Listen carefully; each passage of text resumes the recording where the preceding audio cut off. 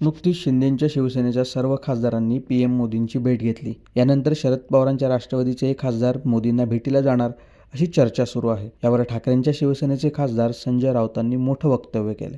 आपण पाहूयात राऊत नेमकं काय म्हणाले. शिवसेना पक्षप्रमुख उद्धव ठाकरे यांनी काल पत्रकार परिषद घेऊन पंतप्रधान नरेंद्र मोदी हे अप्रत्यक्षपणे न्यायव्यवस्थेवर म्हणजे सुप्रीम कोर्टावरती खासदार किंवा पक्ष फुटी संदर्भात जो खटला सुरू आहे त्याबाबत सुप्रीम कोर्टावरती अप्रत्यक्ष दबाव आणतात याविषयी त्यांनी काल एक भूमिका ठामपणे मांडली आणि ती भूमिका चुकीची नाही आहे. 4 वर्ष प्रलंबित असलेल्या खटल्याची सुनावणी आता सुरू आहे पक्ष आणि चिन्हाबाबत. हे जे ठाण्याचे टिकोजीराव आहेत बरं का, त्यांना परस्पर पक्ष दिला निवडणूक आयोगात. विधिमंडळातले आमदार सोडून गेले म्हणून आता विधिमंडळातला एक पक्ष वेगळा आहे आणि मूळ पक्ष वेगळा. मूळ पक्षाचे प्रमुख हे शिवसेना पक्षप्रमुख उद्धव ठाकरे आहेत आणि तो पक्ष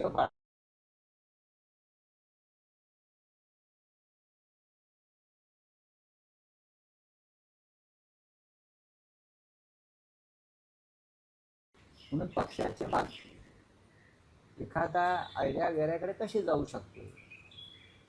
तरी आमदार फोडले, आता खासदार फोडले आणि फुटलेले खासदार म्हणजे मी तर काल म्हणालो की देशाच्या प्रधानमंत्र्यांच्या निवासस्थानी केटरिंग सर्व्हिस उघडलेली आहे. गद्दाराने यावाने खाऊन जावं. तुम्हाला गद्दारांना जेवणावळी घालायला वेळ आहे. तृणमूलच्या, आम आदमी पार्टीच्या, शिवसेनेच्या, पण संसदेमध्ये 16 दिवस झाले विरोधी पक्ष तुम्ही येण्याची मागणी करतोय संसदेत, तिकडे तुम्ही येऊ शकत नाही.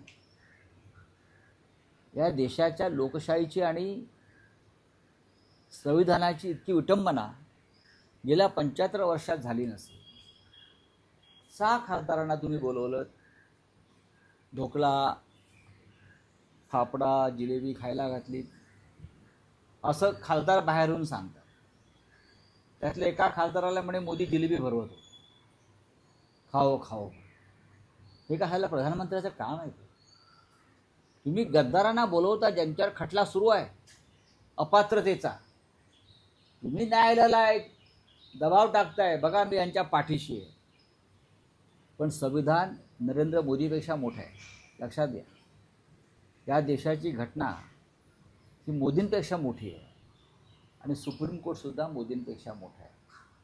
आम्हाला खात्री आहे ते निष्पक्ष न्याय देतील. आम्हाला संविधानानुसार न्याय पाहिजे, हे उद्धवजींचं म्हणणं बरोबर आहे. आम्हाला मेहरबानी नको आहे किंवा न्याय विकत नको आहे.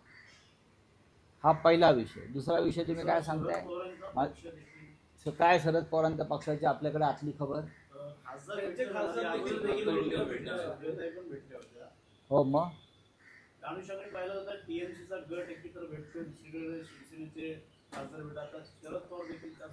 माझं आत्ता सुप्रियाताई सुळेंशी बोलणं झालं आणि ह्याच विषयावर बोलणं झालं. मी माहिती घेतो ते त्यांनी माहिती दिली स्वतःहून. कुठेही संभ्रम नको महाविकास आघाडी किंवा इंडिया ब्लॉक. नरेंद्र मोदी आणि अमित शहा हे खासदारांनाच भेटत नाही, विरोधी पक्षांच्या संसदेमध्ये येत नाही. त्याच्यामुळे महाराष्ट्रातल्या अनेक खासदारांचे प्रश्न प्रलंबित आहेत. राष्ट्रवादी काँग्रेसच्या 2 खासदारांनी काही प्रश्नांसंदर्भात प्रधानमंत्र्यांना भेटण्याची इच्छा व्यक्त केली होती. तेव्हा सुप्रियाताई सुळे म्हणाल्या, मग आपण सर्व खासदारांचे प्रश्न एकत्र घेऊन जाऊ. आणि मग त्यांनी प्रश्न, ते 8 खासदारांचे सगळे प्रश्न आहेत त्यांच्या राज्यातले, जिल्ह्यातले, त्याचं एकत्रीकरण करून त्यांनी प्रधानमंत्र्यांची वेळ घेतलेली आहे. 。 आणि त्या प्रधानमंत्र्यांना भेटणार. तुमच्या मनामध्ये जे काही शंका आहेत, त्या प्रधानमंत्र्यांना भेटणार. तुमच्या मनामध्ये जे काही शंका आहेत त्या शंका तुम्ही ताबडतोब पुसून टाका. हे मी वारंवार सांगतो. कोणीही कुठेही जात नाही आणि कोणीही महाविकास आघाडी सोडत नाही. आणि शरद पवारांची राष्ट्रवादी ही महाविकास आघाडीचा एक महत्त्वाचा घटक आहे आणि पवारसाहेब आमचे मार्गदर्शक आहेत. नरेंद्र मोदी संसदेत येतच नाहीये ही देखील खेदाची बातमी वाटतं आपल्याला. लाजिरवाणी बाब आहे. खेदाची काय? देशाचे गृहमंत्री आणि देशाचे पंतप्रधान संसदेच्या सभागृहात येत नाही. त्यांनी नेहरूंच्या चारित्र्याची पारायणं केली पाहिजेत. ही संसदीय परंपरा कशा जपाव्यात आणि संसदीय लोकशाहीमध्ये विरोधी पक्षाचा सन्मान कसा राखावा या परंपरांच्या संदर्भात मोदी आणि शहा यांनी पंडित जवाहरलाल नेहरूंच्या चारित्र्याची आणि त्यांच्या संसदीय कार्याची पारायणं केली पाहिजे. एवढंच मी सांगतो. प्रशांत किशोर यांनी खरं सुनेत्रा पवार यांची भेट घेतलेली होती. त्याच्यानंतर अमित शहा जे आहेत ते मुंबईत आलेले होते. एअरपोर्टवरती सुद्धा सुनेत्रा पवार जे आहेत त्या रिसेप्शन आलेले. बैठकीला सुद्धा गैरहजर म्हणजे महाविकास. मला त्यातलं काय माहीत नाही. तसं काही तुमच्या डोक्यात असेल. बघा मुळात हे सगळे पक्ष जे आहेत महायुतीमध्ये खडा वगैरे पडला असेल. कसले खडे? हे धोंडे आहेत सगळे. खडे कसले? हे मुळात हे दोन्ही पक्ष जे आहेत शिंदेचा पक्ष आणि अजित पवारांचा पक्ष, या पक्षाची मालकी अमित शहाकडे आहे. या पक्षाची स्थापना अमित शहाने केली. त्याच्यामुळे ते आले नाहीत गेले नाहीत काय, हे सगळे सूत्रधार अमित शहा आहेत त्या पक्षांचे. या पक्षाचा मालकी हक्क शिंदे गटाचा आणि अजित पवार गटांचा. अजूनही तो अजित पवार गट म्हणून ओळखला जातो. हे दोन्ही पक्ष किंवा गट हे अमित शहाने स्थापन केलेले आहेत. पण लवकरच मिंद्यांचा गट हा एकतर भाजपात विलीन होईल किंवा त्यांना दुसऱ्या पक्षात विलीन व्हावं लागेल. कारण सुप्रीम कोर्टामध्ये जो खटला सुरू आहे आणि त्या संदर्भात जे आमचं संविधान सांगताय ते शेड्यूल त्यानुसार त्यांना भारतीय जनता पक्षामध्ये विलीन व्हावं लागेल. त्या पक्षाचं अस्तित्व लवकरच संपणार आहे. गटाचं, पक्ष नाही गटाचं. बोलिये.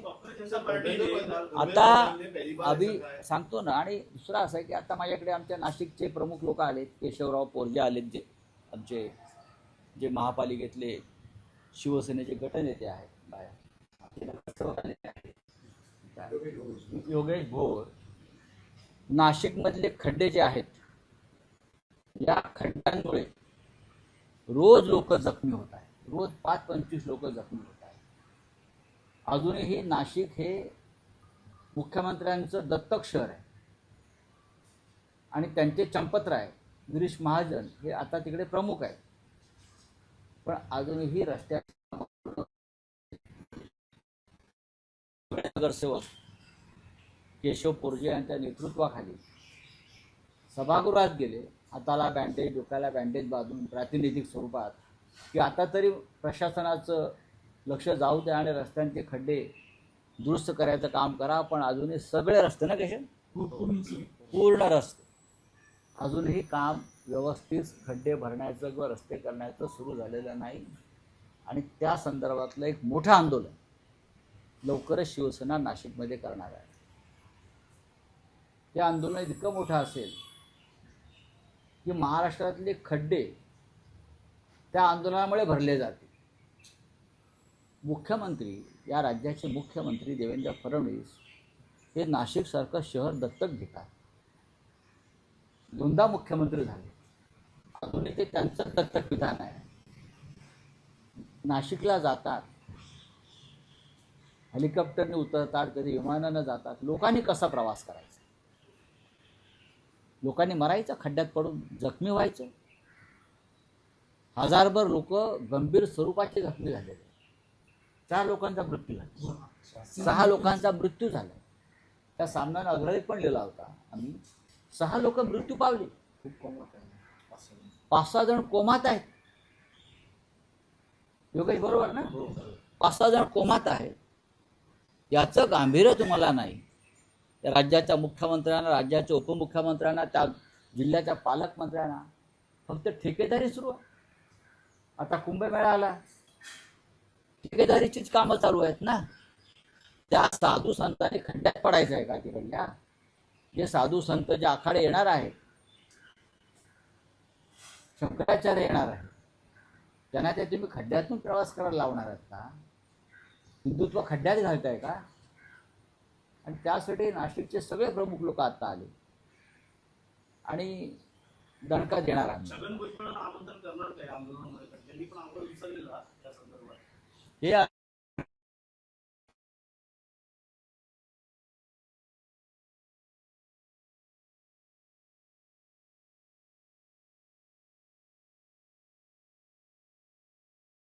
आणि मुख्य म्हणजे चंपतराय भाजपचे गिरीश महाजन, हे त्यांच्या विरुद्धचं आंदोलन. नाशिकची कशी लूट केली, पैचा हिशोब आम्हाला मागावा लागेल. कुठे गेला पैसा?